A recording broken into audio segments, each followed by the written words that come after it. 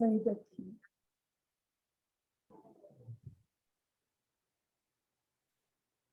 Boa noite a todas e todos os companheiros e companheiras. Vamos dar início ao debate de encerramento do terceiro módulo do curso de formação política do coletivo Marisa Letícia. Temos a honra hoje, nesta quarta-feira, de contar com a presença do professor Márcio Pockmann, professor da Universidade Estadual de Campinas, da Unicamp.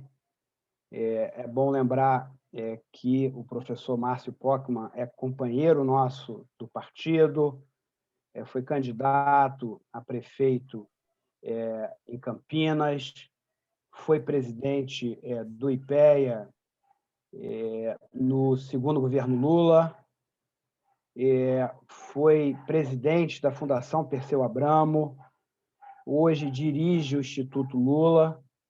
Márcio, em nome de todo o coletivo, nós gostaríamos de lhe dar as boas-vindas.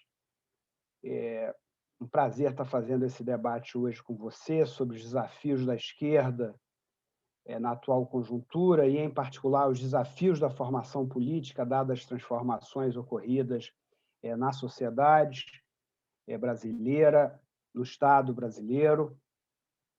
É um prazer estar contigo aqui, companheiro. A bola está contigo. Tem aí 30, 40 ou 1 hora, como você preferir. Depois a gente abre para o debate aí com o coletivo. Márcio, seja bem-vindo. Boa noite. Olá a todos. Olá a todos e todos. Quero também reconhecer a importância desse diálogo. Agradecer o convite, é claro. Também espero aqui na verdade, um debate, uma troca, e não uma aula, né, de quem sabe para quem não sabe. Não se trata disso, evidentemente. Eu vou, então, trazer alguns elementos, me parece, reflexão a propósito desse tema, acerca dos dilemas do nosso campo, esquerda, progressista, os desafios da formação. Bom, poderíamos, então, começar dizendo que o Brasil foi, de certa maneira, assumiu uma especificidade do que ocorreu nas décadas de 70 até a década de 90, basicamente, em relação ao, digamos, o dinamismo do Ocidente, olhando o capitalismo no Ocidente. Acho que é talvez importante fazer cada vez mais essa identificação, porque eu trabalho com a hipótese que nós estamos vivendo um período de deslocamento do centro dinâmico do capitalismo do Ocidente para o Oriente. Talvez seja esse o acontecimento mais importante dos últimos 250 anos, né? E, basicamente, a decadência dos Estados Unidos se apresenta a partir, então, dos anos 70, quando os Estados Unidos sofreram aí 3 derrotas simultâneas, né? A derrota da moeda em 1973, o dólar deixa de ser conversível ao ouro, a derrota de 75, que é uma derrota militar, não é? A perda no Vietnã, e a derrota de 79, que é basicamente o segundo choque do petróleo, mas que tem a ver com a Revolução Iraniana e os problemas dos Estados Unidos na governança ali do Oriente Médio, né? Tudo isso vai fazer com que nós entremos numa fase que inicialmente apresenta a Alemanha e o Japão como tentativas de superação da hegemonia americana. O neoliberalismo, a globalização são instrumentos, na verdade, de definição do ponto de vista da reacomodação da hegemonia americana. Mas, a partir dos anos 90, na verdade, com o fim da Guerra Fria, inclusive em 91, né, abriu uma fase em que, de certa maneira, foi recolocando, na verdade, os problemas de hegemonia dos Estados Unidos, e 2008 é um marco nesse sentido, né, que mostra o quanto aquele país se tornou enfraquecido. Certamente é a principal economia do mundo ainda, mas não há dúvida que a China, a Ásia, a nova Rota da Seda, a Eurásia, né, representam o que há de mais dinamismo no capitalismo para os próximos anos. Mas isso é uma outra discussão, eu só estou apenas recuperando isso para dizer que a partir dos anos 70, de maneira geral, foi uma trajetória de queda de importância, de derrotas, né, para o movimento operário de maneira geral, não é? Sobretudo o proletariado industrial, que é um momento que começa a haver, então, sinais de desindustrialização, sinais de alteração da antiga sociedade urbana industrial que predominava nos países aí chamados desenvolvidos, ou do centro do capitalismo, seja qual for a forma com que a gente utilize para conceitualizar o capitalismo mais avançado. E eu diria que, no caso brasileiro, foi uma especificidade, porque o Brasil e a Coreia do Sul foram os dois únicos países que conseguiram se industrializar no século XX sob o capitalismo monopolista, né? O capitalismo, na verdade, conduzido por grandes corporações, grandes empresas, que é produto da segunda revolução industrial, né? Quando você tem, na verdade, o surgimento da grande empresa, que vai concentrando tecnologia, centralizando e concentrando capital. Bom, então, na década de 70, o Brasil, junto com a Coreia, foram os dois únicos países de passado agrário que conseguiram se industrializar, não é? Nós chegamos a ter a sexta maior indústria do mundo. Em 1980, de cada 100 produtos industriais produzidos no mundo, 3 eram aqui do Brasil, por exemplo, né? Ocorre que, então, nós temos ali, na década de 70, a consolidação de um novo sujeito social, que é resultado dessa trajetória aí de praticamente 5 décadas de conformação tardia do capitalismo brasileiro, industrial, né, e da urbanização, né? Como sabemos, foi um período de crescimento, o Brasil foi um dos países que mais cresceu no mundo pós-30, né? E que fez, na verdade, experimentou uma espécie de capitalismo selvagem, porque nós não tivemos as chamadas reformas civilizatórias que os países aí do capitalismo avançado haviam tido, né? Não temos reforma agrária, não tivemos reforma tributária, não tivemos reformas sociais, etc. Gerou aqui uma sociedade profundamente desigual, não é? Quer dizer, uma urbanização periférica, né? Uma espécie de reprodução do projeto de branqueamento da elite do final do século XIX, né? Quando foi feita a abolição da escravatura e se exclui os ex-escravos, os negros, os miscigenados do capitalismo em implantação, porque basicamente a classe operária, a primeira classe operária que nós vamos ter é uma classe operária que vem de navio, é imigrante, de maneira geral, especialmente no Sudeste e Sul. Então, o que nós vamos ter, na verdade, as cidades vão reproduzir, basicamente, essa perspectiva do branqueamento, porque o centro das cidades, as áreas nobres, né, as principais regiões das grandes cidades, sobretudo, são ocupadas por brancos, enquanto que negros, miscigenados, etc., são expulsos praticamente, residem nas regiões periféricas de menor urbanidade. Enfim, tudo isso vai gerar nos anos 70, com a ditadura, etc., ali uma efervescência desse novo sujeito social, que é um sujeito social de reivindicação de direitos, né, que está vinculado à própria pressão da ditadura, e faz com que se estabeleçam espaços importantes novos de reivindicação, o papel das comunidades eclesiais de base nas periferias das grandes cidades, a formação de oposições, não é, que vão, de certa maneira, disputar os sindicatos existentes, a estrutura sindical existente, de maneira geral, não é, por força da ditadura e sindicalismo vinculado praticamente à polícia, aos militares, não é, pelegos, a organização dos trabalhadores na oposição para vencer as novas diretorias que vão surgir e vão conceber o novo sindicalismo, organizam também no local de moradia e não no local de trabalho.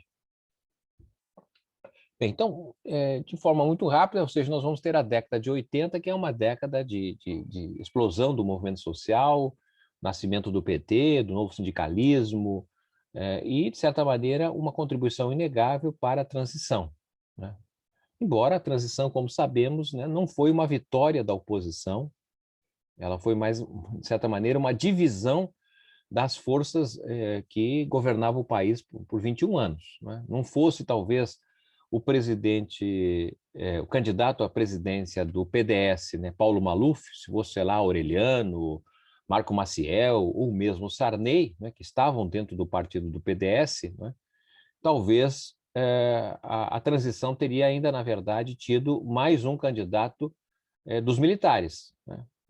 Porque, como sabemos, o PDS se dividiu com a candidatura do Maluf e criaram o PFL, que se uniu, então, ao PMDB e os outros partidos, fora o PT, que não participou, mas para dar a maioria. Ou seja, depois da derrota da campanha das diretas, né, que foi uma demonstração da derrota da oposição, né, e a transição política se dá no colégio eleitoral, tá certo? E essa via de transição pelo alto, né? De certa maneira, se nós tivéssemos tido eleição para presidente da República em 85, né?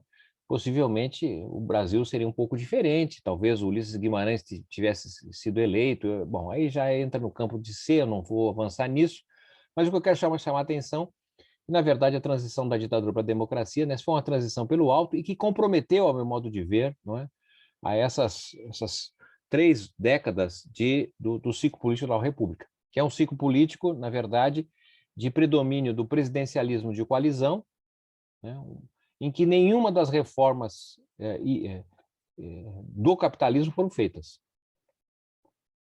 E não foram feitas não porque não houvesse interesse, talvez, sobretudo no nosso período de governo, mas é porque, na verdade, o presidencialismo de coalizão, o sistema político tal qual existente, ele impede a formação de maiorias, né,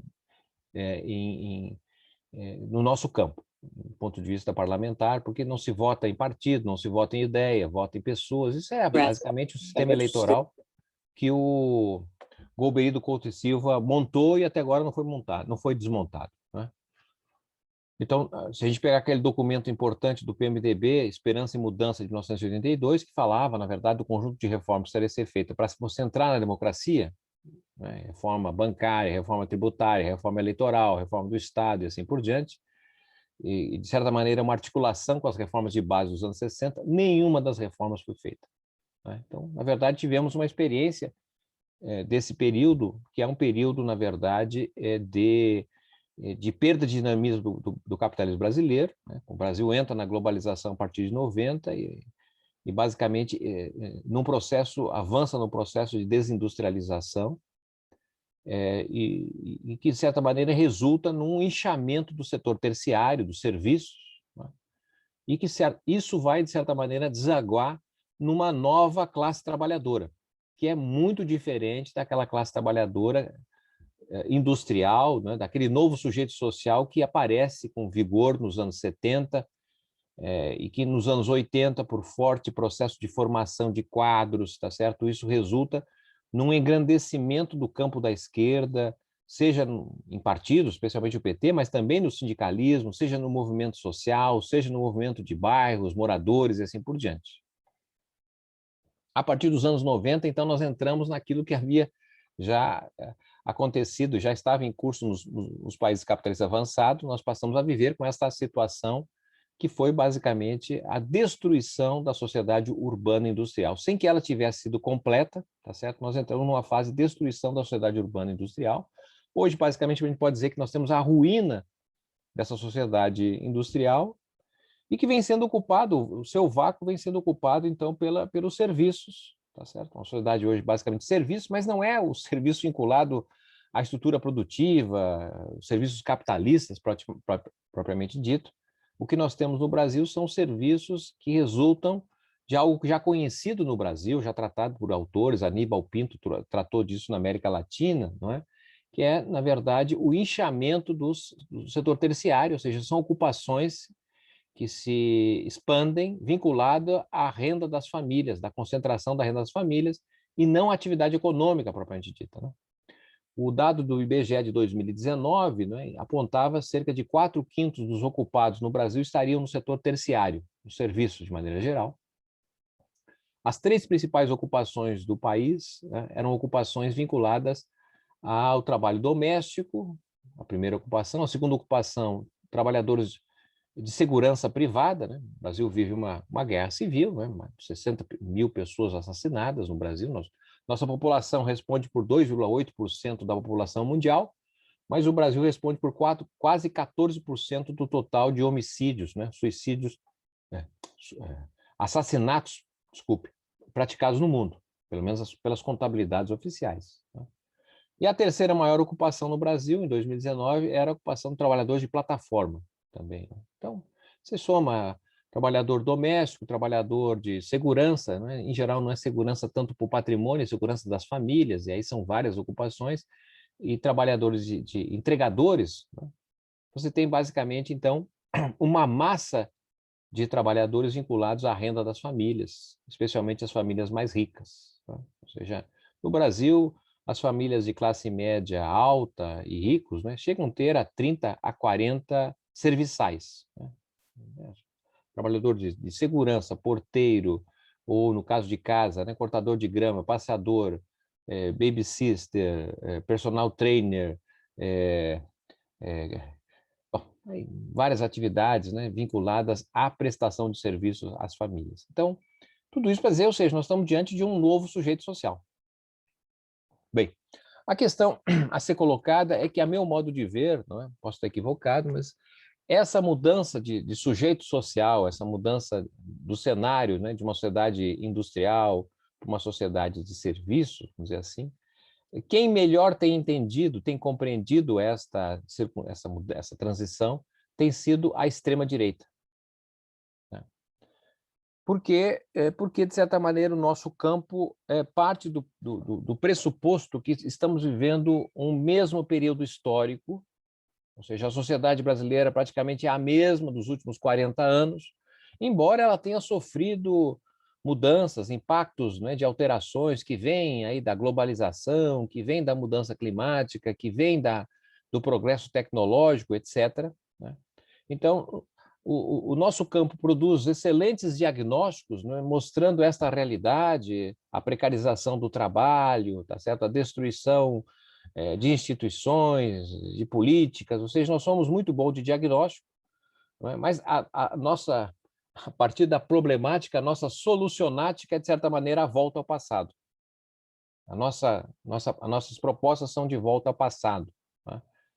Eu vou dar 2 exemplos do que eu quero dizer nesse campo mais do trabalho. Nos anos 90, por exemplo, nós tivemos aí a proliferação do trabalho terceirizado, né? O que era possível na legislação era o trabalho em atividades meio. Então, qual era o nosso discurso? Que não estava incorreto, diga-se de passagem, né? Mas um discurso racional para um novo sujeito social. Ou seja, a gente estava tentando dialogar com o novo sujeito social sem sabermos, utilizando as mesmas métricas, pedagogias que nós tínhamos para falar com o velho sujeito social, trabalhador industrial, né? Trabalhador industrial, de maneira geral, ou trabalhador que tem um reconhecimento no trabalho fora de casa, o trabalho lhe dá um pertencimento, lhe dá identidade. Então, era esse o sujeito social que, de certa maneira, resultou aí da virada dos anos 70 e dos anos 80, que foi perdendo importância. E, no debate dos anos 90, a nossa discussão era a terceirização, somos contra, porque terceirização é precarização, né? Bom, e é verdade, a precarização praticada no Brasil, ela sempre levou, na verdade, à redução de direitos, não é?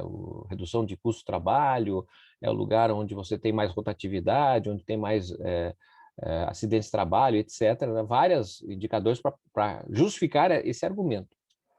Só que esse argumento é verdadeiro, né, para aquele sujeito social antigo, aquele que tinha um emprego contratado diretamente, mas perdeu o emprego e foi recontratado agora por uma empresa terceirizada, né? Exemplifico, eu, por hipótese, era segurança da Volkswagen, não é? Até final dos anos 80, a Volkswagen contratava o segurança, contratava o faxineiro, a limpeza, o almoxarifado, etc. Eram contratados diretamente, mas aí a reestruturação produtiva fez com que, na verdade, as empresas se concentrassem nessas suas atividades finalísticas, né? Atividades foram externalizadas. Então, a Volkswagen, por hipótese, é uma empresa especializada em montar automóveis, não é de fazer segurança patrimonial. Então, não se contrata mais, demite-se o trabalhador de segurança e contrata uma empresa especializada para prestar aquele serviço. Ora, eu era contratado pela Volkswagen, o meu salário, minhas condições de trabalho eram estabelecidas pelos sindicatos metalúrgicos do ABC, que era forte, então tinham condições de trabalho relativamente melhores do que aquelas que passei a ter caso eu fosse demitido e contratado novamente, agora pertencendo a uma empresa especializada em segurança. Agora, as condições de trabalho são dadas pelo sindicato que representa os trabalhadores vigilantes, segurança e assim por diante. Então, decaiu a minha condição de vida. Ocorre que o Diese revelou também que dos 14 milhões de trabalhadores estimados, né, terceirizados nos anos 90, dos 14 milhões, 80% dos trabalhadores jamais tinham tido qualquer tipo de atividade assalariada ou com carteira assinada até então. Ora, para esses trabalhadores que não tinham nada antes de chegar a ter um emprego terceirizado, né, a terceirização não é precarização, pelo contrário, é uma mobilidade social, passou a ter algum registro, ter algum direito social e trabalhista que ele não tinha. E o nosso discurso racional para esse segmento é o seguinte: olha, o teu trabalho é precarizado, nós somos contra. O que parece a esse trabalhador, esse novo trabalhador, novo sujeito social? Bom, mas vem cá, eu não tinha nada, agora que tenho, você está dizendo que é contra o que eu tenho? Então, obviamente, você não me representa, você não me serve, tá certo? Vou me vincular a quem tem o que dizer para mim, a quem tem esperança para me dar, e não dizer que o que eu tenho, que eu faço é precário, que não serve, que é contra. Algo parecido tem ocorrido no período atual, né, na discussão sobre trabalho de plataforma, uberização, etc., que o nosso discurso sempre é de que esses trabalhadores são precarizados, são explorados. É verdade, né? É verdade isso. Todavia, para esses trabalhadores que servem como Uber, que servem como entregadores disso ou daquilo, né, eles não têm outra coisa, não tinham outra coisa. Se não tiver isso, o que tem? No ano passado, na cidade de São Paulo, 70 mil trabalhadores deficientes auditivos, né, tiraram a carteira de motoristas e foram trabalhar no sistema Uber. 70 mil trabalhadores. Tá certo? Olha. E se não fosse o sistema Uber, eles não teriam possibilidade de trabalhar, né, porque nós não temos uma palavra de esperança, nós não incorporamos eles. Então, essa é a minha questão, ou seja, a nossa narrativa, de maneira geral, tem exceções, mas nossa narrativa no nosso campo, tá certo? É, na verdade, uma discussão crítica à atualidade, tá certo? Mas que não disputa o sentido da mudança. Diante da tragédia que está, a nossa solução é, não, mas tem que ter carteira assinada, tem que ser assalariado, tem que ser isso, ou seja, a gente é uma discussão que revela o conservadorismo e, de certa maneira, o reacionarismo que nós estamos situados. Guardada a devida proporção, a nossa posição, não é, equivale àquela que tiveram os senhores de escravos na década de 1880, diante do fim da escravidão. Eles ficaram lutando pela volta da escravidão, eram contra, né? Ou mesmo da aristocracia ou da cafeicultura paulista, né, que ficou aí diante da Revolução de 30, dizendo, não, mas quem sabe vamos voltar ao velho agrarismo, ou ficou trancando as possibilidades de mudanças que estavam ali em curso, né? Então, qual é o meu ponto aqui? O meu ponto é o seguinte: nós não disputamos o sentido de mudança, que está em curso, tá certo? A pasta de dente já saiu do tubo, não vai voltar mais. Ah, mas isso aí é muito ruim. É o que temos. É o que temos, tá certo? E esse temos é que está dando maioria, ou que está validando, na verdade, a disputa, o sentido que vem sendo dado pela direita, pela extrema-direita, né? Então, a meu modo de ver, hoje, as principais instituições, não é, que disputam o sentido de mudança, não são sindicatos, não são partidos, nossos partidos estão completamente perdidos disso tudo, tá certo? Não tem diálogo com esse novo sujeito social. E as principais instituições são as igrejas, de maneira geral, sobretudo igrejas neopentecostais, como for a Igreja Católica nos anos 70, tá certo? Que tinha diálogo com aquele novo sujeito social dos anos 70, próprio dos anos 70, que foi morar na periferia, que não tinha água, que não tinha casa, enfim. E, ao mesmo tempo, é o crime organizado. Tá certo? Eu acho que as duas principais instituições hoje do Brasil que têm projeto de futuro, tá certo? Que formam quadros, né? Quer dizer, o crime organizado forma não apenas seus dirigentes, mas também forma quadros, jovens que pagam mensalidade para estudar em faculdade, fazer faculdade de Direito, pagam para fazer cursinho para entrar, não é? Na OAB, cursinho da OAB, para entrar nos concursos do Ministério Público, para entrar no Poder Judiciário, né? Contam, inclusive, que até tem presidente eleito, tá certo? Vinculado a essa estratégia. Tá? A igreja também é é óbvio que a igreja é um mundo, mas algumas igrejas neopentecostais, tá certo? São, na verdade, modelos de negócios. Né? Tem empresas de comunicação, empresas de lavagem de dinheiro, né? Operam, na verdade, como um projeto para governar o país. Se a gente for analisar o número de igrejas que, pelo menos, que são oficiais, ou seja, que têm CNPJ, tá certo? O número de igrejas que aparecem no Brasil a cada década é um número muito maior do que aquelas igrejas que foram sendo criadas, por exemplo, no Irã, na época do Shah Reza Pahlavi, que era uma época mais ocidentalizada. Tá certo? Lá houve um salto na organização via igrejas islâmicas que resultou, tá certo, na Revolução Islâmica. E o que está em curso nesse sentido no Brasil é isso, é uma organização a partir da igreja. Em 2019, antes da pandemia, nós tínhamos 80 milhões de brasileiros que iam, não é, nas assembleias, que não eram assembleias do partido, do sindicato, associação de bairro, morador, não, eram assembleias de Deus, as mais variadas. E por que iriam lá? Bom, várias razões, certo? Mas talvez algumas vinculadas às demandas que esse novo sujeito social tem. Quais são as demandas? Em primeiro lugar, não é? O horrível mundo ao qual vivem, não é? Estamos falando de um novo sujeito social que não existe mais a sociabilidade construída em casa. Há 30, 40 anos atrás, de alguma forma, você tinha o padrão da família, 2 adultos, 2 ou 3 crianças, não é? Tinha alguma refeição feita com a família reunida, então o pai ou a mãe perguntava de alguma forma, o filho, o que você aprendeu na aula, o que a professora está ensinando, a mãe perguntava, o que você quer ser grande, quando ser grande, meu filho, me fala o seu sonho. Você tinha a formação da sociabilidade, em algum momento a família se reunia na casa da sogra, do sogro, eu nem sei se essas reuniões eram boas, mas em todo caso ali tinha uma diversidade, tinha aquele tio chato, tinha o primo que foi viajar, tinha outro que bebia, ou seja, a formação, a visão de mundo era dada, na verdade, a partir da diversidade da realidade. Ora, esse novo sujeito social são famílias monoparentais, em geral, famílias constituídas de um adulto e uma criança, geralmente esse adulto é uma mulher, quando não um idoso, que não praticam mais, não têm mais condições de construir a sociabilidade em casa. Tá certo? Logo, então, aonde pode ser formada a sociabilidade? Nas escolas? Bom, as nossas escolas estão comprometidas em formar lideranças, vencedores, tá certo? No âmbito da competição. Onde forma a sociabilidade? No local de trabalho? Muito menos. Então, a igreja passou a ser um espaço fundamental. O lema das igrejas é fale você que eu quero ouvir. Totalmente contrário ao nosso lema. No nosso campo é o seguinte, silêncio que eu quero falar. Né? Eu sei, eu estudei, vocês não sabem, estão aí para aprender. Nosso discurso é um discurso racional. Né? O discurso da igreja é um discurso muito subjetivo, né? É quase freudiano, na verdade, porque parte da realidade. Né? Se algum trabalhador, não é, enfim, perdeu um emprego, ele vai no sindicato, o que o dirigente sindical vai dizer para ele?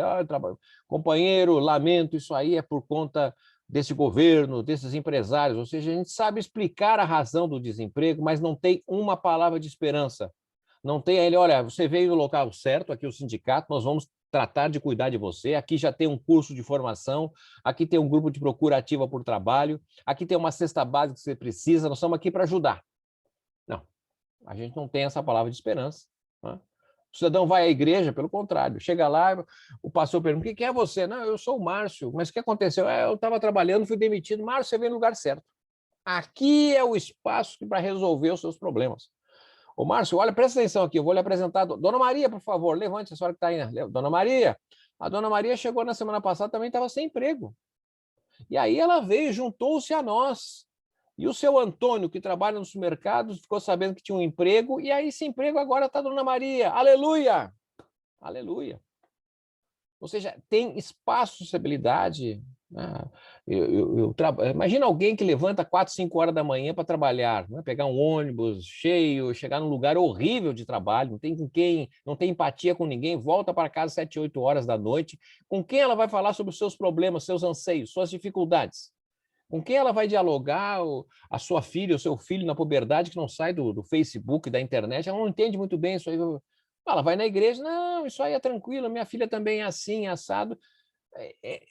E mais importante de tudo isso é na igreja eu tenho identidade. Eu pertenço à igreja X, do pastor Y e assim por diante. Por quê? Porque esse mundo do trabalho, né, desses serviços que nós temos no Brasil, que dá centralidade à vida, que ocupa parte significativa do tempo de vida, é um trabalho sem identidade, sem pertencimento. Se você perguntasse há 40 anos atrás, o que você faz a alguém? Dizer, não, eu trabalho numa fábrica. Fábrica de quê? Uma metalurgia. Ah, então você é um metalúrgico. Não é? Você tem uma identidade, você é metalúrgico, tem um sindicato, tá certo? Você tem uma carteira assinada, você é um cidadão. Tá? Agora você pega alguém, o que você faz? Ah, eu estou trabalhando na Uber, por hipótese, tá certo? Trabalho 10 horas por dia, ganho uma coisa muito baixa e à noite, inclusive, estou trabalhando de segurança num restaurante de alguém que eu conheço e no final de semana, inclusive, eu ajudo a vender produtos de embelezamento da minha mulher. Ou seja, a jornada de trabalho para mim vai de 70 a 80 horas por semana. O trabalho é central para mim, mas o que você é? Eu sou qualquer coisa, é um trabalho geral. Ele não é nada nesse sentido, não tem identidade nesse trabalho. Agora, ele vai na igreja, a igreja dá identidade, dá pertencimento. Assim como o crime organizado. Não é? Então, me parece que essa é a questão muito importante para nós pensarmos em formação. Que tipo de formação nós vamos dar diante desse novo sujeito social? Tá certo? Por quê? Porque as nossas reuniões do partido, do sindicato, são reuniões muito chatas, tá certo? Reuniões desinteressantes, tá certo? Não são funcionais a quem participa, a não ser os burocratas, tá certo? Né? E a oligarquia de parlamentares. É isso que move, tá certo? Os partidos de maneira geral. Né? Mas esse novo sujeito social, infelizmente, não está interessado nisso. Ele está muito mais conectado pela presença das tecnologias de informação e comunicação, não é? Numa relação horizontal e não vertical, não hierárquica. Tá certo?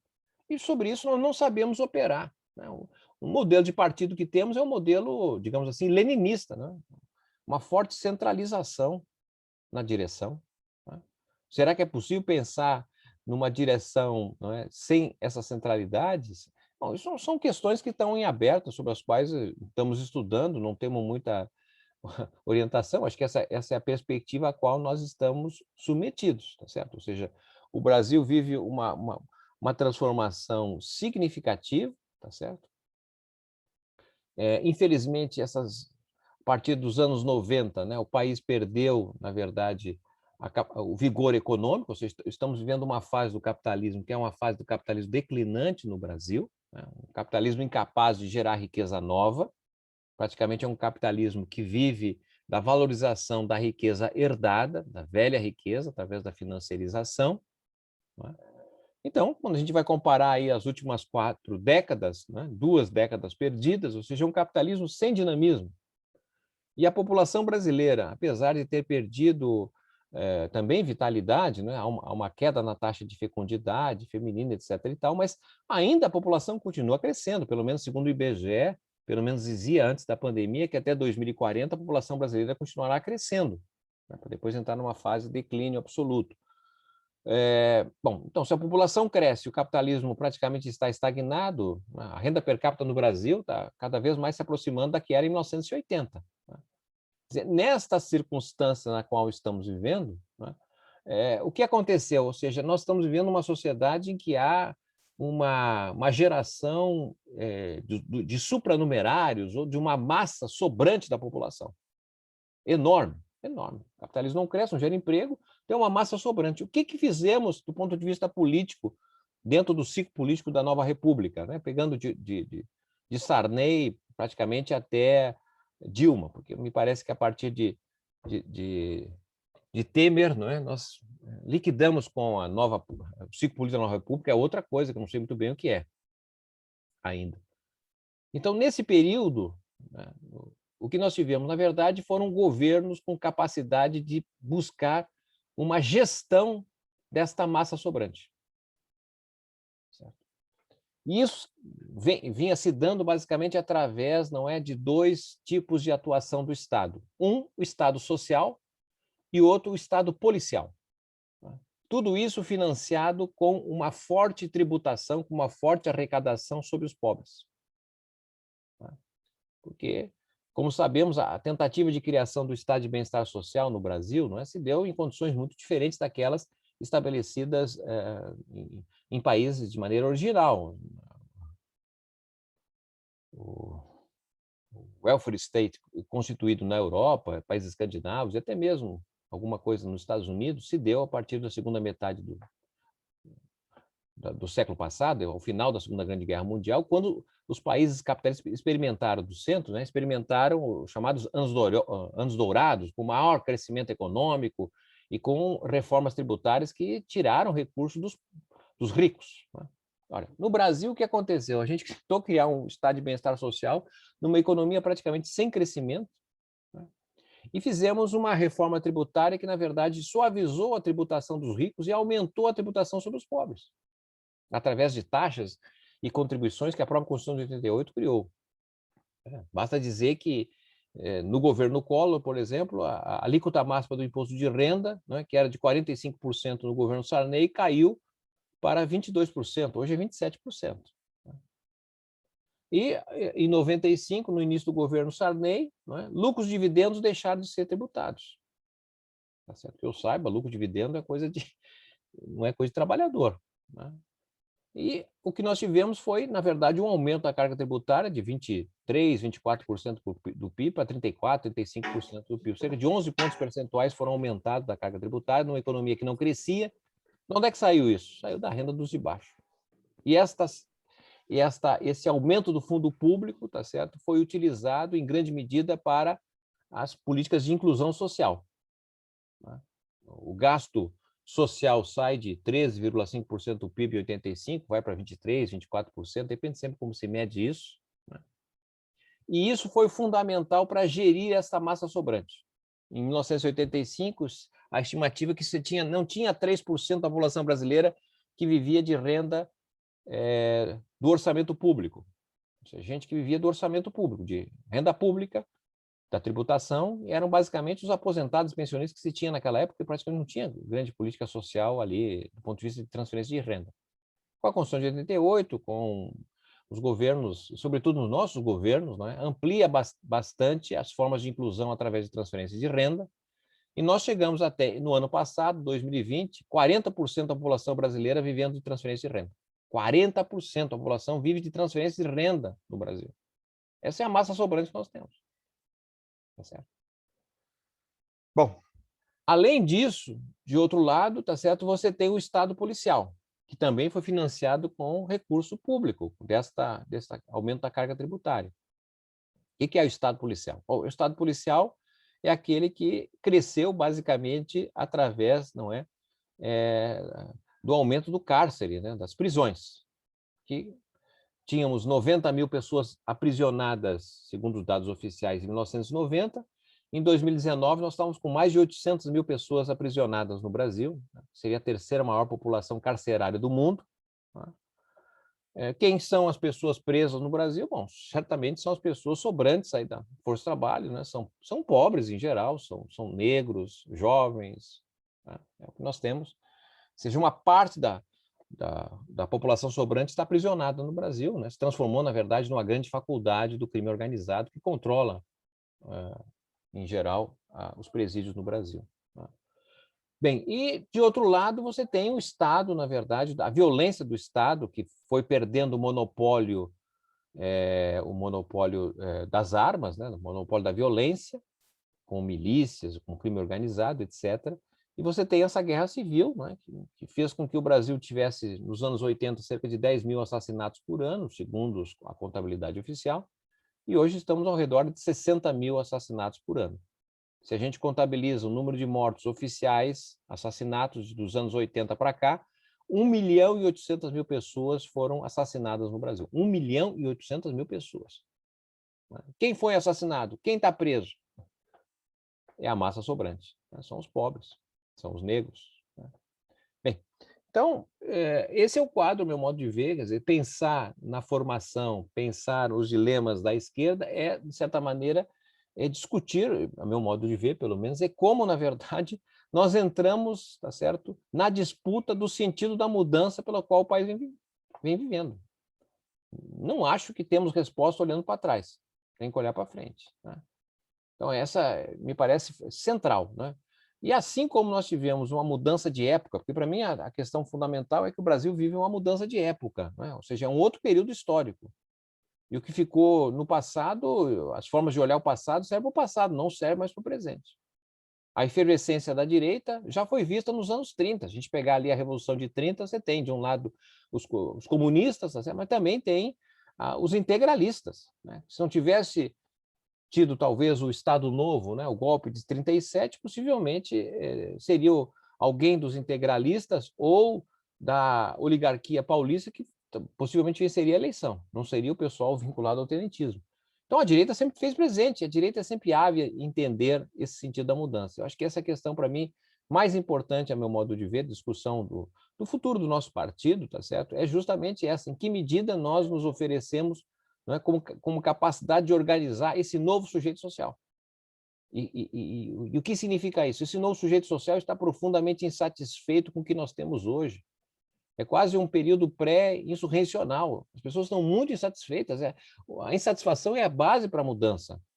Ocorre que, na verdade, como isso não é trabalhado, não é, a insatisfação segue sendo individual e procuras individualistas e não coletivas, não organizadas. A gente não consegue transformar essa insatisfação individual em um.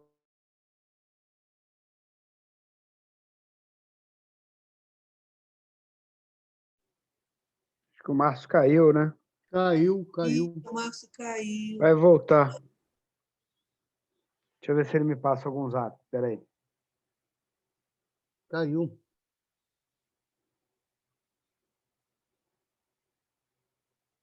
Deve voltar, e até agora nada.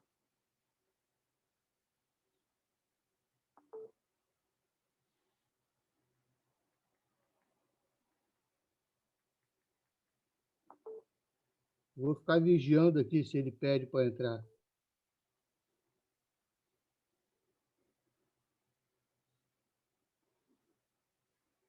Tô aqui também no WhatsApp.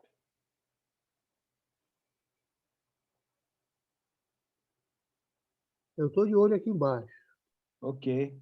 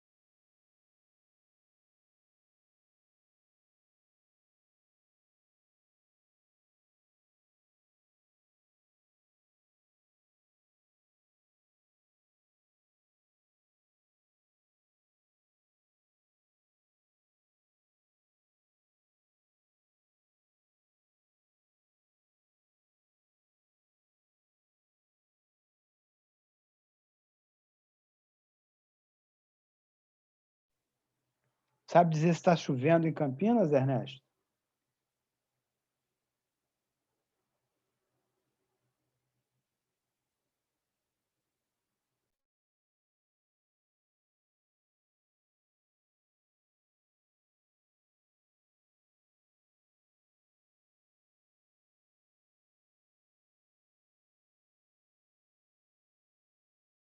Ele está voltando, ó.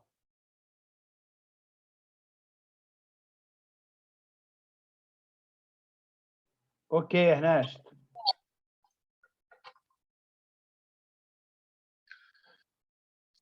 Oi, Carlos.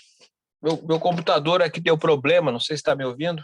Sim, estamos lhe ouvindo e lhe vendo. Tá bom. Obrigado, Márcio. Eu praticamente tinha terminado, me desculpe, mas o computador me terminou, mas eu acho que já tinha concluído. Podemos passar para a questão de questões, considerações. E, Márcio, Diga. queria te agradecer aí pela sua apresentação desafiadora aí para o conjunto do campo democrático, popular e socialista, dentro e fora do Partido dos Trabalhadores. O primeiro bloco de perguntas estão inscritos o companheiro Ernesto, a companheira Marília e a companheira Maria Luísa. Ernesto, por favor, companheiro. Carlos, olha, me controla aí, eu vou me segurar para segurar os 3 minutos da pergunta. Fica à vontade. Bom, professor Márcio, prazer imenso de estar lhe ouvindo, sua aula foi espetacular até aqui. Mais ainda, porque é a primeira vez que alguém, com firmeza, me ajuda, um troço que eu venho falando desde 1990. Eu passei toda a década de 80 lá trabalhando como assessor do Sindicato dos Metalúrgicos de Volta Redonda. Eu estava lá naquela famosa greve de 88. E você, Márcio, você falou um negócio que me deixou profundamente balançado, porque veio de encontro a tudo que eu pensei. Em 88, naquela famosa greve, a CSN tinha quase 70.000 trabalhadores diretos, trabalhadores com carteira assinada pela CSN. Em 1992, quando nós perdemos, a CUT perdeu o sindicato para a força sindical, isso já tinha caído para 50.000 trabalhadores só. Eles estavam sendo terceirizados. A CSN começou a terceirizar logo depois da greve de 88. E aí eu percebi um negócio que muita gente criou, tinha um termo que foi criado na época chamado quarteirização. O que era? Você tinha as empresas terceirizadas que assumiam um trabalho dentro da empresa maior e a empresa maior contratava uma quarta empresa para administrar as terceirizadas. Com isso, ela afastava qualquer relação com o sindicato, porque quando era terceirizado, a gente ainda tinha alguma influência.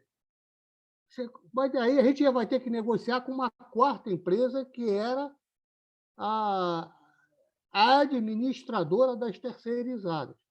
Bom, eu voltei para o Rio, vim trabalhar no Sindicato dos Eletricitários aqui do Rio e percebi exatamente a mesma coisa. A Light terceirizou e botou empresas quarteirizadas para administrar a terceirização.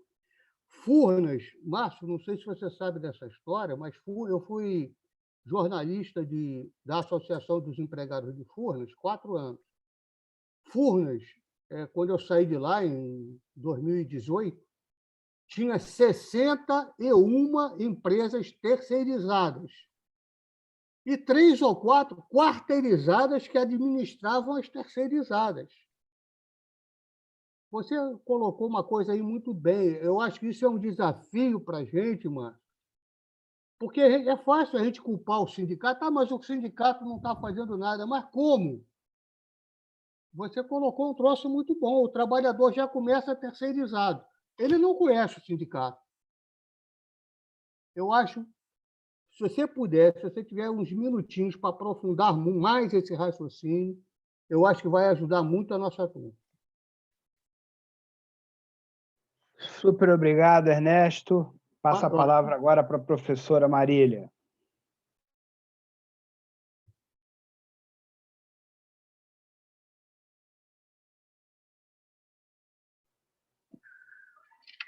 Boa noite, Márcio. Eu gostei muito de ouvi-lo, porque há 2 semanas atrás eu dei uma aula na mudança do mundo do trabalho e usei uma palestra sua, que é exatamente isso que você vem dar com maior profundidade, as mudanças profundas que nós estamos vivendo, esse processo que nós estamos vivendo, que você fala que até é uma mudança histórica, que é uma mudança de época.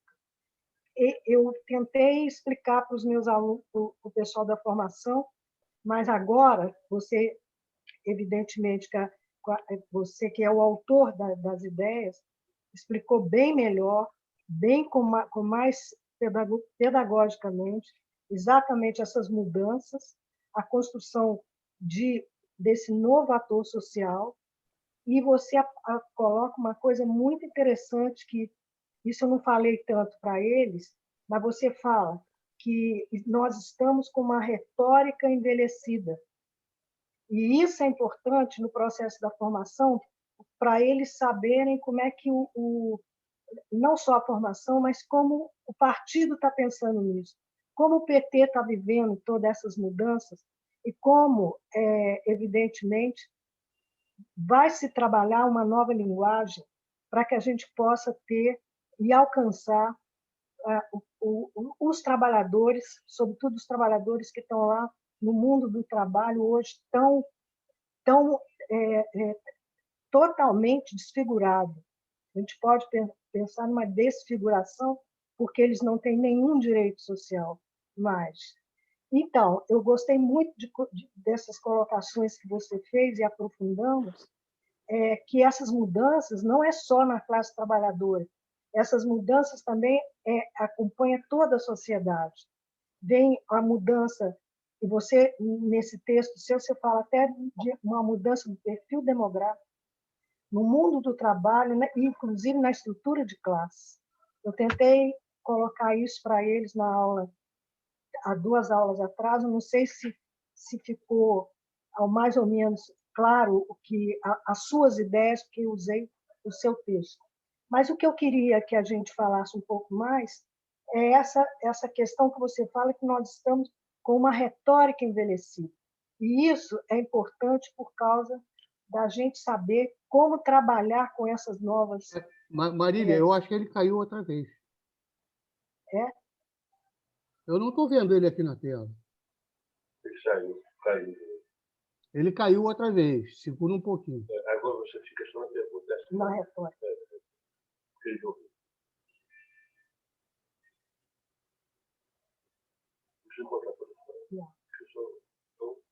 Eu estou de olho aqui embaixo, hein? Aqui. Ah, não, não é ele, não.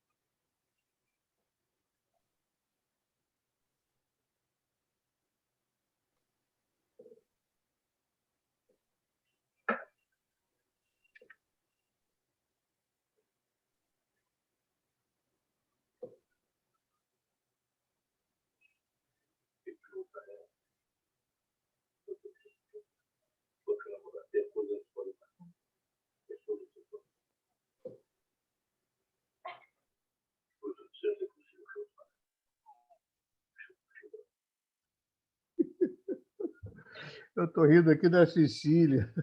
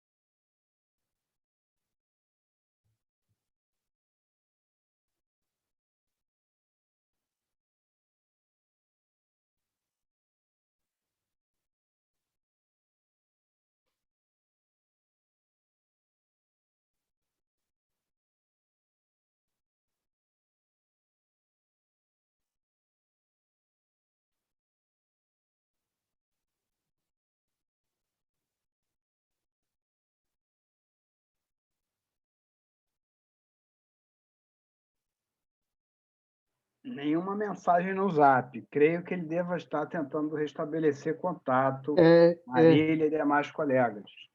eu estou de olho Peço aqui para embaixo. aguardar um pouco mais. Eu estou de olho aqui embaixo, ele não está pedindo. Eu estava rindo da Cecília. Eu sei, eu vi. Jacira também está sinalizando que está com a internet péssima. Desde o início ela não está conseguindo ficar muito tempo. Para entrar já foi difícil para ela ver.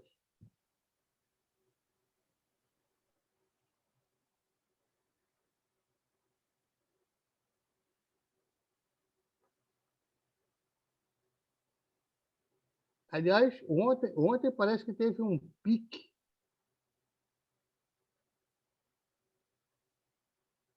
Ontem teve um pique na internet mundial, né? Tirou do ar vários sites.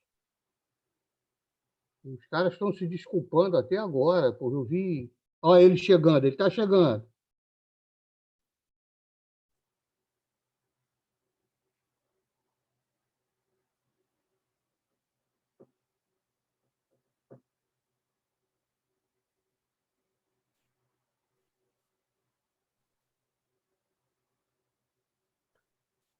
Oi, acabei voltando. Não sei se estão me ouvindo, né? Então, Marília, Márcio. pode. Não sei Obrigado por aí, quanto companheiro. tempo. Desculpe, Marília. Estava assistindo, ouvi até uma parte da sua questão da nova linguagem. Não, o que eu estava querendo que você falasse um pouco mais é sobre exatamente dessa retórica que nós estamos envelhecida. Uma sociedade que está em mudanças profundas, né? E a nossa retórica não está acompanhando essas mudanças qualitativas e quantitativas, as quais você diz até que estamos passando por uma mudança de época, de tão profundas que são essas mudanças. É importante essa questão da retórica por causa do partido. O PT tem se questionado em função dessa retórica envelhecida que nós usamos há tanto tempo. Eu gostaria que, se você pudesse, falar um pouco mais sobre isso. Obrigada. Obrigado, Marília. Márcio, eu vou passar para a professora Maria Luísa, e aí a gente fecha esse bloco de 3 perguntas e você responde, por favor, companheiro. Maria Luísa, por favor, compa. Obrigada. Boa noite, Márcio. Prazer em vê-lo e prazer também em escutar a sua exposição de realidade, né, numa situação em que as análises de conjuntura da nossa esquerda parecem mais interessadas em dar satisfação à literatura do século XIX do que compreender o momento histórico em que estamos, né?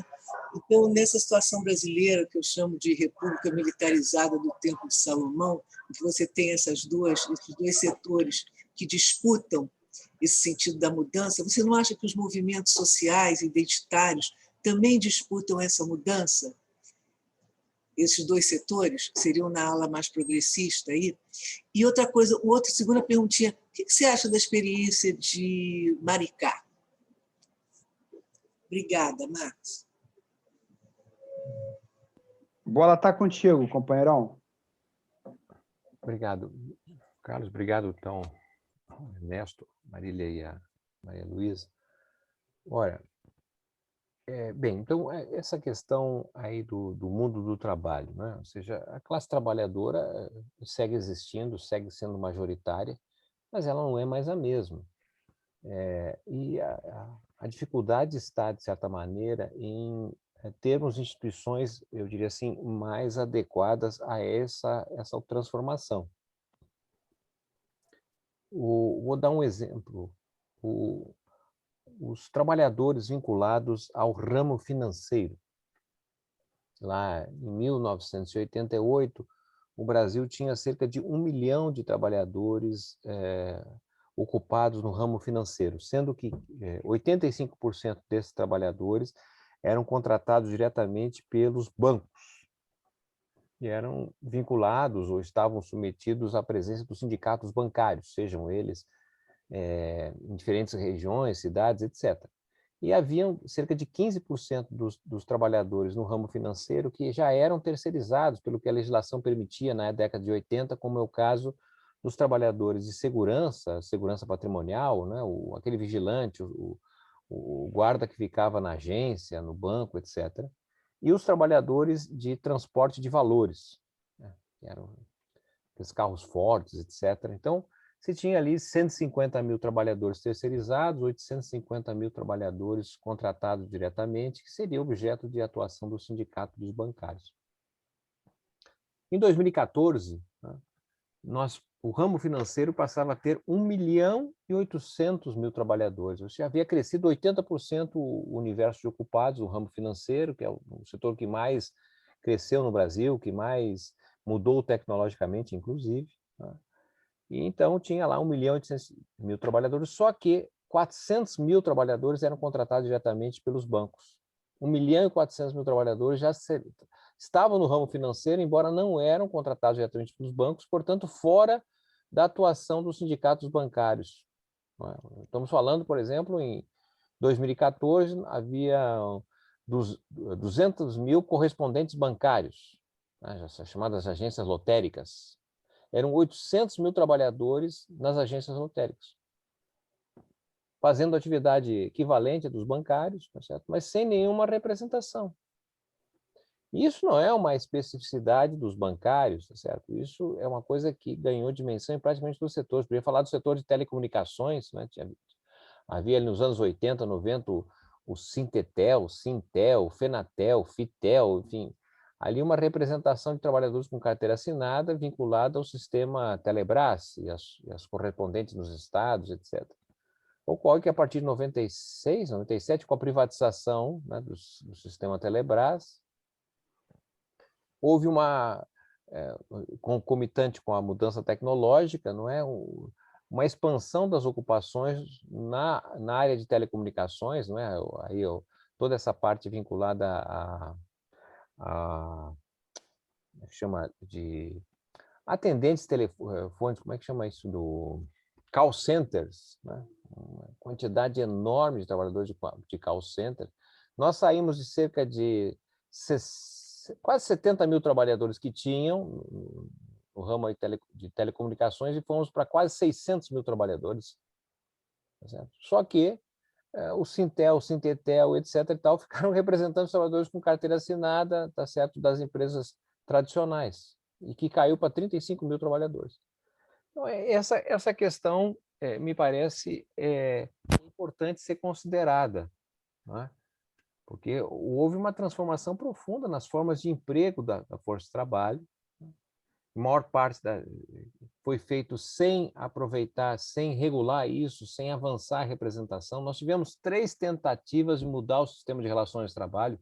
Uma na Constituição de 88, né, que houve ali a aliança da força sindical com os patrões e que praticamente impediu qualquer mudança no sistema de representação de interesses, que era a proposta da CUT, do PT, quando nasceu, não é? Ou seja, a estrutura sindical que nós temos, ela é uma produtora de pelegos, tá certo? Precisa ser renovada, precisa ter outra base de financiamento, é o contrato coletivo, enfim.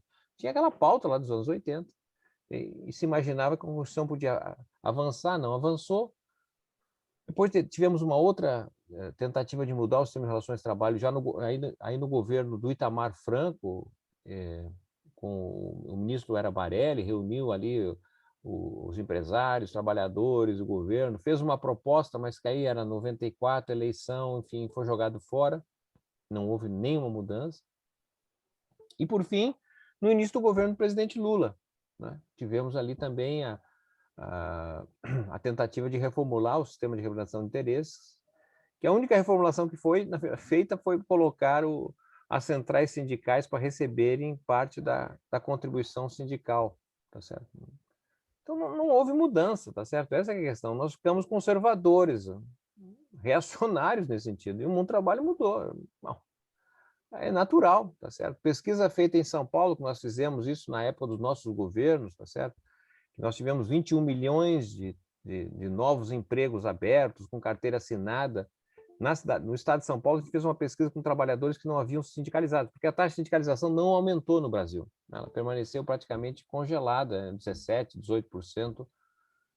Hoje está quase a metade disso, né? Mas, enfim, chegou a ser 32% da força de trabalho sindicalizada no final dos anos 80, início dos anos 90. Né? Mas pesquisa feita por nós no estado de São Paulo, com os trabalhadores que não se sindicalizaram, perguntamos a eles, mas o que aconteceu? Por que não se sindicalizou? Não é? 4 a cada 10 diziam que não se sindicalizaram porque o sindicato era um bando de pelego, gente preguiçosa que estava lá vivendo sem fazer um esforço nenhum. Eu sou trabalhador, não vou botar dinheiro naquela gente lá que não faz nada por mim. Para que aquilo lá? Pode fechar. Agora, 6 em cada 10 que não haviam sindicalizados, dizem, não, o sindicato é uma coisa importante, ele está aí para defender o nosso interesse. O problema é que o pessoal do sindicato nunca passou lá onde é que eu trabalho. Onde eu trabalho, passa gente da igreja, tá certo? Passa gente que é advogado, se tiver alguma coisa, eu sei a sede da Justiça do Trabalho, não sei a sede do sindicato. Então não tem como mudar, tá certo? Isso... E é incrível, tá certo? Que após a reforma trabalhista, tá certo? Que tirou capacidade de financiamento dos sindicatos, tá certo? Nós tivemos 740 sindicatos foram criados de 2017 para cá. Coisa bem difícil de entender, tá certo? Mas, enfim. Então, esse é o meu modo de ver. Ou seja, a realidade mudou, tá certo? Mas nós continuamos pensando como nossos pais, tá certo? Esse é o problema. E isso tem a ver também com a pergunta da Marília em relação à questão da nossa retórica, tá certo? A forma de dialogar. O novo sindicalismo nos anos 70 e 80, tá certo? Os discursos inflamados, né? Vamos pensar assim, o presidente Lula, naquelas assembleias na Vila Euclides, né? 100 mil trabalhadores, o discurso dele tocava o coração de cada um, ou seja, não estamos falando de um conjunto de trabalhadores homogêneos praticamente. Né? Ora, você pega qualquer empresa hoje, cada trabalhador está conectado no celular, na internet, tá certo? E houve uma mudança no local, os trabalhadores estão mais qualificados, mais preparados. Aí vai um dirigente sindical com um discurso, o cara pensa, mas esse cara não sabe nem o que está falando, ele não tem nada a ver com a minha realidade aqui. Então dá uma desconexão, tá certo? Muito importante. E, infelizmente, nós fomos abandonando o que é fundamental, que é a formação de quadros. Né? Nós estamos lá no Instituto Lula, passamos 4 meses discutindo a questão da formação, para entender como é que a direita ocupou esse espaço que era praticamente nosso. Né? Aí, bom, você vai entender isso. Bom, as igrejas, como é que é a formação das igrejas? Como é que você forma pastor, por exemplo? Né? Ou seja, pastor, você formou o pastor, ele tem 4, dependendo da igreja, 4, 5 meses depois ele está formado, ele ganha uma região, vai trabalhar aquela região lá, vai formar tá certo? A sua igreja, vai tentar viabilizar ela e tudo. Então, você vai na periferia, onde é que mora essa classe trabalhadora, né? Tá cheio de igreja, cada 50 metros tem uma igreja. Né? Aí você pega a nossa base, o partido político, tá certo? O sindicato, bom, em geral, o partido político ou o sindicato tem, quando existe, não é, uma sede no local, uma sede geralmente no centro da cidade, tá certo? Então, o trabalhador, não é, para ir na assembleia, Né? Ele tem que pegar, muitas vezes, porque como isso é no centro da cidade, dependendo da cidade, ele tem que pegar um ônibus, tá certo? Vai gastar, tirar dinheiro do bolso para ir naquela reunião, não é? São trabalhadores mais jovens, têm filhos, tá certo? Aí ele não tem com quem deixar, ele precisaria levar o filho, mas o sindicato, o partido, não tem uma creche organizada para recepcionar os filhos, tá certo? Não tem uma recepção, tá certo? Algum alimento, alguma coisa assim, não tem. Tá? Aí você vai nas igrejas, tá certo? O que acontece nas igrejas lá? Bom, tem uma crechezinha organizada para recepcionar os filhos, tá? Os pais podem levar os filhos, lá tem um café, tem uma janta, tem um lanche, tá certo? Você vai à igreja, a igreja tem ar-condicionado, tá certo? As cadeiras são confortáveis. Tá? Então, nós trabalhamos muito mal o nosso cliente. A gente nem sabe quem é essa gente, ou seja, o sindicato, o partido tem a ficha de filiação, tem o telefone, tem o endereço, mas não acompanha não sabe o que ele pensa, não acompanha nas redes sociais. Hoje você tem, não é? Pela inteligência artificial, você pode ter uma pesquisa acompanhando as decisões que a pessoa foi fazendo através do WhatsApp, através do Facebook, tá certo? Eu, por exemplo, em 2018, não sei se aconteceu com vocês, na eleição para presidente, eu não recebi nenhuma propaganda do Bolsonaro, por exemplo. Mas eu sei gente que recebeu, como nós sabemos. Por que eles não mandaram para mim? Obviamente, para quem vai mandar para o estado de Márcio, tá certo, que já é afiliado, você não vai mudar o voto. Tem que mandar para quem pode mudar o voto. Ou seja, você precisa saber com quem você dialoga. Tá? Se você não sabe, aí é aquela conversa geral que entra no ouvido e sai no outro. Então, essa me parece a questão absolutamente fundamental. Ou seja, não tem formação de quadros, não tem pesquisa, não se sabe qual é a realidade, tá certo? Ouviu falar... Não. E nós, de certa maneira, trabalhamos de uma maneira institucionalizada, ou seja, o novo sindicalismo surgiu de oposição, que fazia organização por local de moradia, no local de trabalho. Se tinha as igrejas, a Igreja Católica, que também organizava por local de moradia, nós nos institucionalizamos a luta e passamos a fazer a luta agora por local de trabalho. Ora, abandonamos, na verdade, para o quê? Para o crime e para as igrejas. Tá certo? E agora voltar lá. Alguém, não, nós temos que voltar lá. Mas se você voltar lá, tá certo? O dirigente sindical hoje, tá certo? É alguém que, em tese, deveria conhecer a legislação trabalhista, conhecer a CLT de core salteado, tá certo? Porque ele lida com pessoas assim. Aí ele sai, esse dirigente sindical, sem formação, ou você mesmo, dirigente político, você coloca ele numa favela, coloca numa periferia, ele não vai lidar com problemas de trabalho. Até pode aparecer algum, não, mas lá os problemas são vários, tá certo? Aqui não tem segurança, aqui falta creche, aqui o ônibus não passa. Ou seja, o que ele vai dizer? Ele não tem o que dizer. Não tem o que dizer. Tá? Então, isso tudo, me parece, não é uma crítica para dizer que não temos o que fazer. Temos muito o que fazer, tem um espaço enorme, tá certo? Há uma demanda enorme, não é? De questionar a nova agenda. Que agenda agora? É uma agenda, olha, nós estamos falando dessa sociedade de serviço, da informação, as pessoas precisam estudar a vida toda, tá certo? Precisa ter uma jornada de trabalho menor. Nós temos que ter outro diálogo, outro discurso, uma outra agenda. A agenda, infelizmente, envelheceu, não é? E aí não dialoga muito com as questões que estão aí colocadas, né? Eu sei de gente que tem tentado discutir com o pessoal das plataformas, né? Cerca de 40% não quer nem ouvir falar de sindicato e muito menos direitos sociais e trabalhistas. Não quer. Ele se acha empreendedor de si próprio, etc. Como é que você conversa com essa gente? Porque se você não conversar, essa gente é voto dos outros, é contra nós. Tá certo? Isso o problema sério de hoje é assim, como é que vão formar uma nova maioria política? E é essa gente que está aí, não tem alternativa. Tá certo?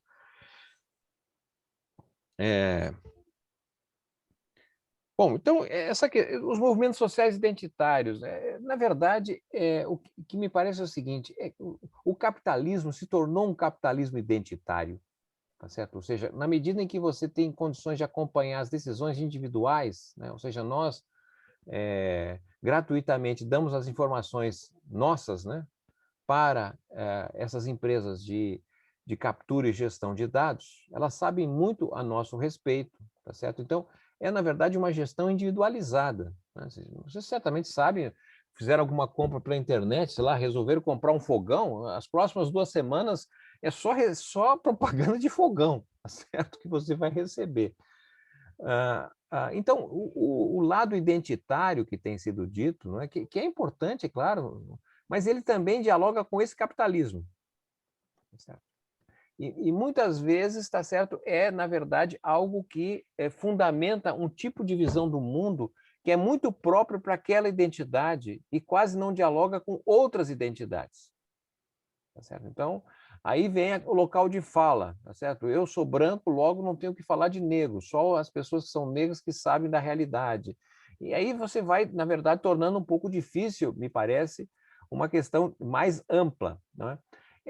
Eu não sei se concluiu o resultado eleitoral agora da eleição do Peru. Né? Eu estava vendo propaganda do candidato, esse Castilho, tá certo? Ele não entrou na discussão de valores, de morais, tá certo? Ele fez uma outra discussão central sobre o seguinte: ou você vive decente ou você não vive. A questão do trabalho. Não sei, eu acho que a gente termina, na verdade, valorizando aspectos que são importantes, relevantes para determinados públicos, tá certo? E que isso, de certa maneira, impede você ter uma fala, uma articulação mais ampla. É essa questão que eu tenho. Agora, sobre a experiência de Maricá, eu realmente não estudei, eu não tenho muito o que dizer a esse respeito. Eu sei que Maricá tem sucessos aí, tem êxitos importantes. Agora, Maricá, digamos assim, é uma singularidade em relação aos demais municípios brasileiros, né? Porque ele contava com uma verba extraordinária, não é? Que a maior parte dos municípios não detém. Isso eu vou lembrar o Carlos, eu não sei se você estava junto, a gente fez, na época do IPEA, o Senado discutiu essa questão de fundos, né, no caso do petróleo, mas nós temos vários outros segmentos que recebem adicionais, não é, de recursos. E eu lembro que o levantamento que os colegas fizeram lá mostrava que cidades que tinham royalties, recebiam, não tinham, na verdade, uma qualidade de vida, uma política pública diferenciada em relação aos que não tinham, né, do ponto de vista de IDH, coisas desse tipo. Mas parece que Maricá se diferenciou. Mas eu não tenho informação assim balizada para poder avaliar. Carlos, fico por aqui. Ok. Márcio, eu estou inscrito nesse segundo bloco, tá? Até agora ninguém se inscreveu, e não havendo mais inscrições, você faria, após a resposta, as suas considerações finais. E desde já, eu mais uma vez agradeço aí a sua participação. Mas são duas perguntas. A primeira é se você acredita que nesse quadro de mudança no mundo do trabalho e nesse quadro social que eu vou chamar de fragmentado que você descreveu, se você acha que o papel do Estado na economia hoje teria que ter como pressuposto, por mais que essa ideia ainda me pareça imprecisa, teria como pressuposto que eu vou chamar aqui de criar uma nova classe trabalhadora, numa perspectiva, inclusive, de reconstruir a base social para a gente repensar o socialismo do século XXI na América Latina. O que você acha dessa reflexão em termos abstratos? A segunda, mais pé no chão, nesse mesmo quadro que você descreve, a partir da sua abordagem, qual seria o papel das políticas sociais no eventual programa do PT nas eleições de 22, caso haja eleição, caso o resultado das eleições seja respeitado? Dentro dessas políticas sociais, qual você acha que ganha centralidade no sentido da gente voltar a dialogar com aquilo que você não chamou, mas eu apelidaria de nova classe trabalhadora? Ô, Carlos, a Luzia está se inscrevendo. Tá ok. Assim que o Márcio, tem mais um inscrito, Márcio. Vou tentar ser rapidinha, né? Porque o tempo está correndo. Boa noite, Márcio. Me parece que o serviço terciário tem aumentado muito no governo FHC. Eu me lembro disso quando eu trabalhava na Funarte, e nós tínhamos muito trabalho terceirizado. E eu queria te perguntar, assim, em que momento o Brasil engrossou os 1% ou 10% mais ricos do planeta? Que isso é uma coisa que me impressiona muito, porque eu acho que é um impedimento para esse país e o mundo ser mais igualitário, essa discrepância. Porque me parece que também o ano passado, me parece não, eu ouvi dizer, mas não me lembro agora a fonte, que mais 20 brasileiros engrossaram esses bilionários, né? Com mais de 1 trilhão de reais, enfim. Então, eu queria, tornando a desigualdade abissal, né? Cada vez maior, eu queria assim, te perguntar assim, o que cabe a nós, né? O que a gente pode realmente fazer para acabar com essa... Você usou um termo que eu não conhecia, essa massa sobrante, eu não me lembrava, né? Para poder diminuir isso, né? Que me parece que acho que é o mais difícil, esses 10% de ricos do planeta, e que o Brasil participa com isso aí. Eu acho isso um impedimento enorme para qualquer sociedade igualitária. Gostaria que você me desse uma luz aí nesse sentido. Obrigado, Contigo, Luzia. Márcio. Ricardo, perfeito. Vou começar até pelo tema da Luzia, muito instigante mesmo. Em 2020, segundo o IBGE, a economia encolheu 4,1%. O nível de renda foi menor em 4,1% do que havia sido em 2019. A massa de rendimento dos trabalhadores declinou 6,5%.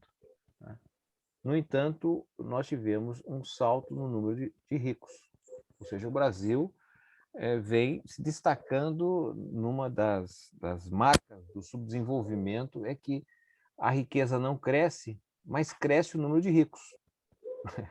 Tá certo? Como é que é possível isso? Olha, é possível porque você tem, na verdade, um deslocamento da renda, do fluxo de renda de uns para outros, porque, no fundo, nós temos um capitalismo que não gera riqueza nova, tá certo?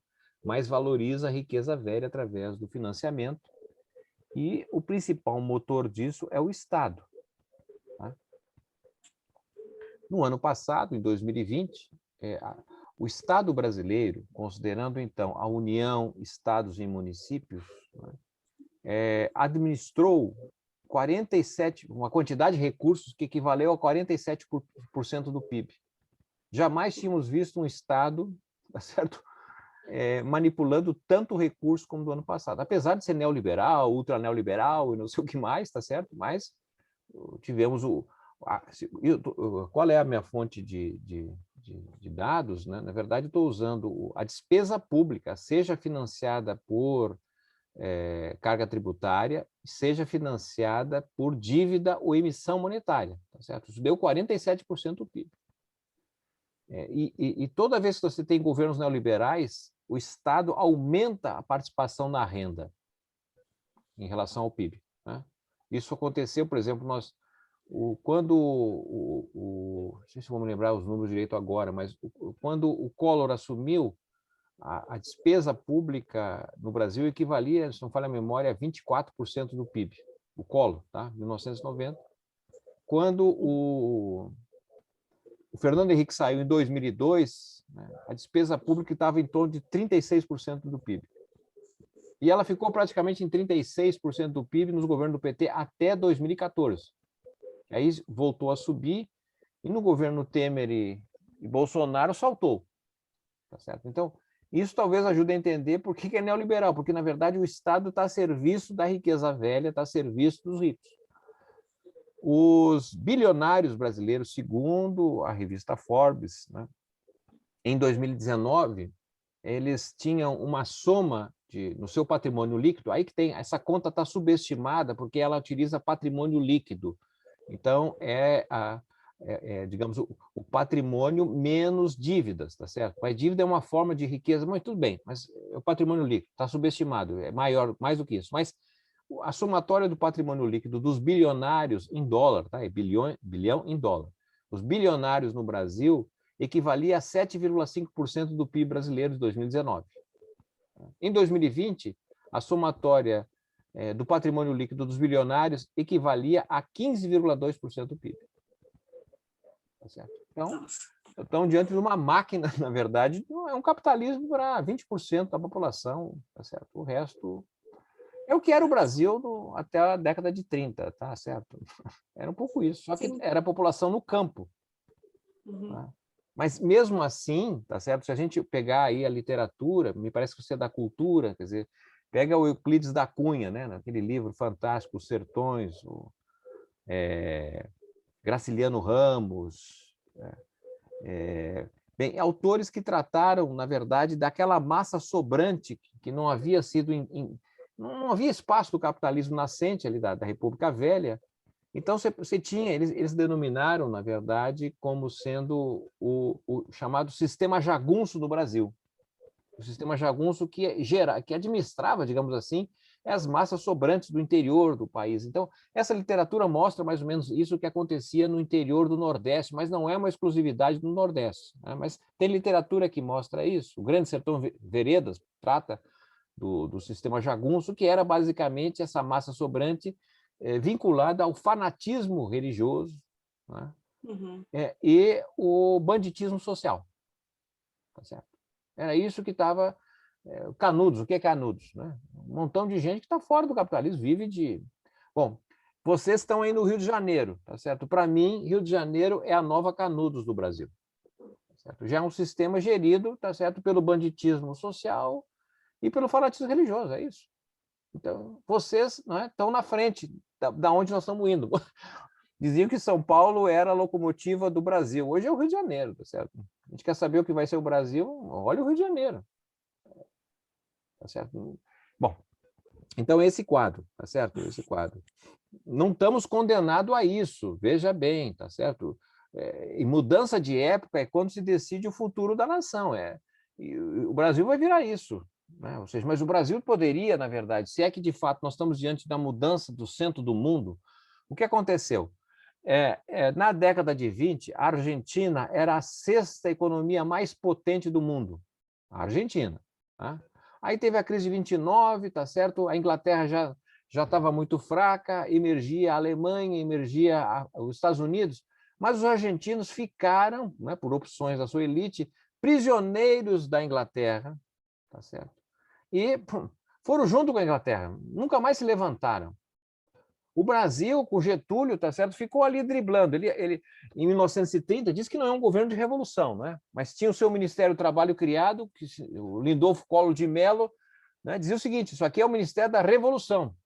Tá? E o Getúlio fez, não é?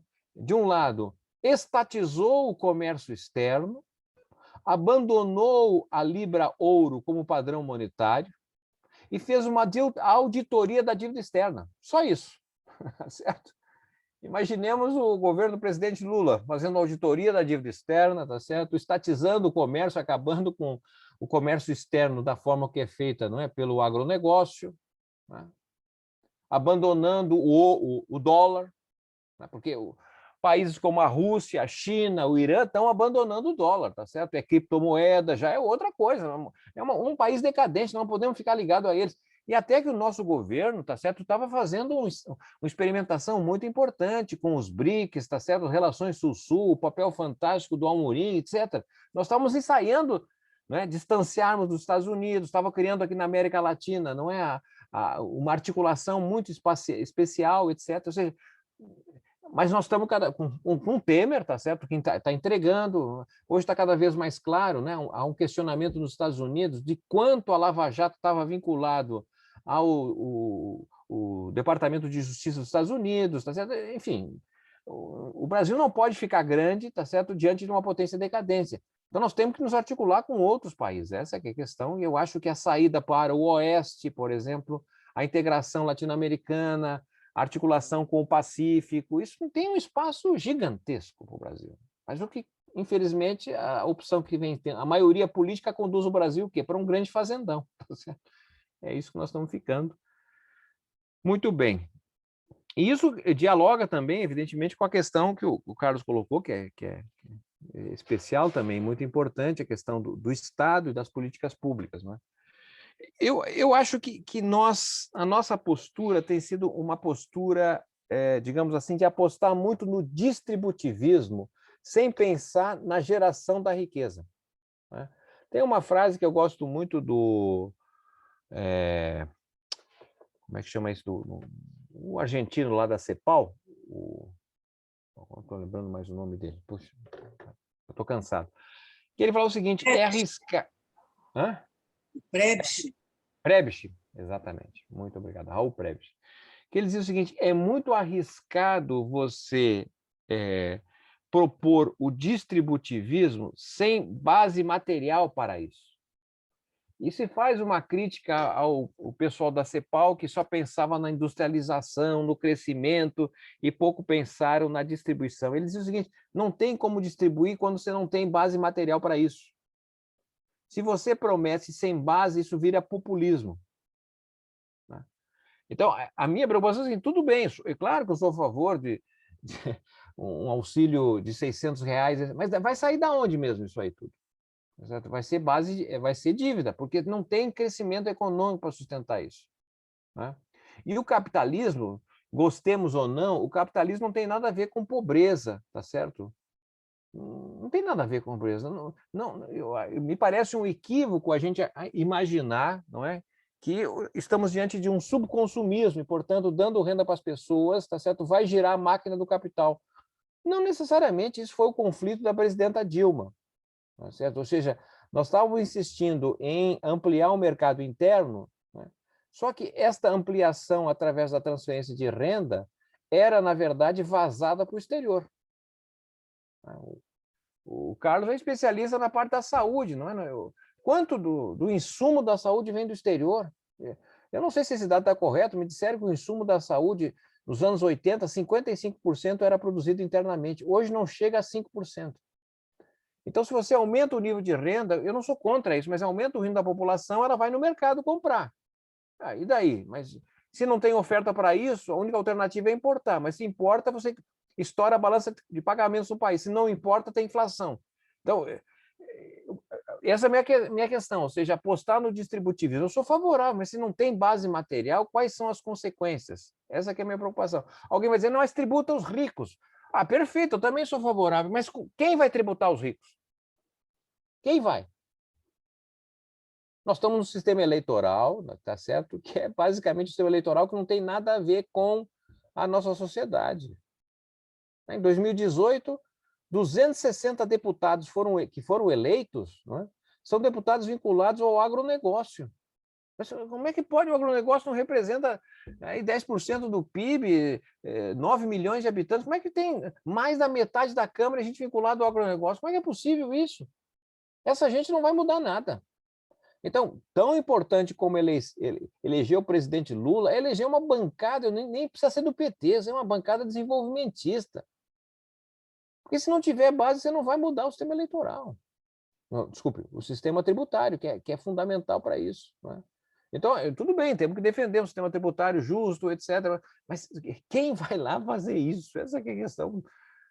Então, essa é uma discussão que remete, evidentemente, a essa politização em torno da questão. Você quer ter eu acho sim, nós somos favoráveis ao auxílio de R$600, tá certo? Mas você deve ter direito a R$600 e, para isso, tá certo, o Lehman, tá certo, tal pessoa tem que pagar imposto. Mas tem que vincular isso. Não dá para fazer as coisas separadas, porque me parece, tá certo, sem demérito algum, isso aí, populismo, tá certo? Você diz, não, é só dar, mas de onde é que sai isso?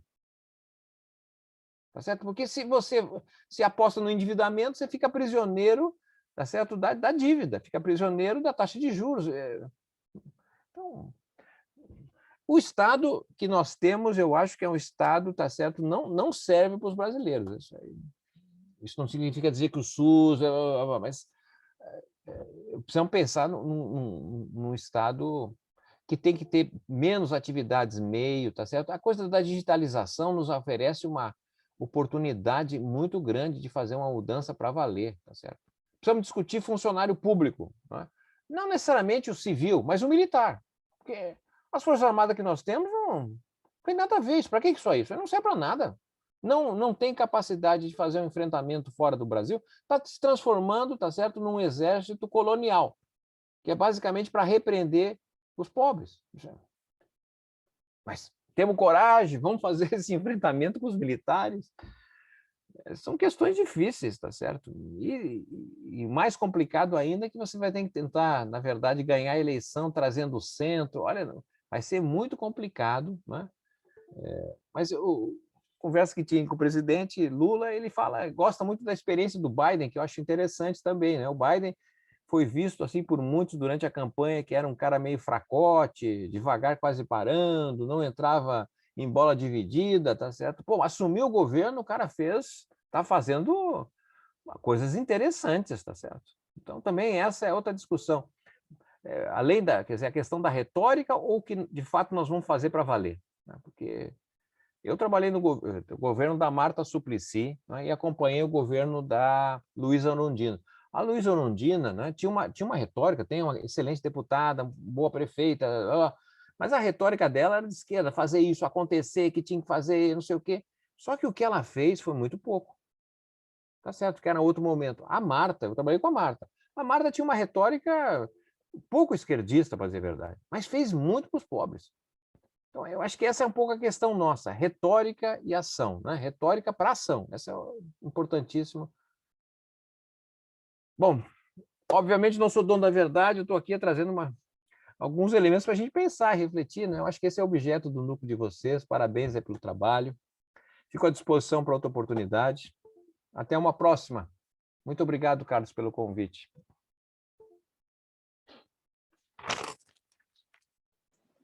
Obrigada, Márcia. Obrigada, Márcio. Márcio, valeu muito, Márcio. Valeu muito. Tá bom. O Carlos, eu acho que já está falando, mas está com o seu microfone fechado, seu. Estava assim, perdão. Ele agradecer aí pela presença, agradecer a presença de todos. Tá? Muito obrigado, companheiro. Foi um excelente debate. Depois eu te mando, tá? O link aí no YouTube, tá certo? Que a gente grava as aulas, grava os cursos. Lhe desejar aí uma boa noite e dizer que a base do partido aqui no Rio de Janeiro também está disposta aí a colaborar com os desafios, não só do Instituto Lula, quanto da própria Fundação Perseu Abramo, seja nesse debate político, seja no debate programático, já que o Rio é a vanguarda do atraso hoje no Brasil, a gente, quem sabe, tem algumas propostas interessantes a dar à direção do partido. Boa noite, obrigado. Valeu, Márcio. Um abração. Valeu, Márcio. Tchau, tchau. Valeu, Márcio. Obrigado, companheiro. Obrigado mesmo. Tudo de bom. Força. Esse choque de realidade, muito bom. Oi. Tem que desgravar, mestre. Hein? Eu Eu vou parar a gravação, só vou parar a gravação. Sim, senhor.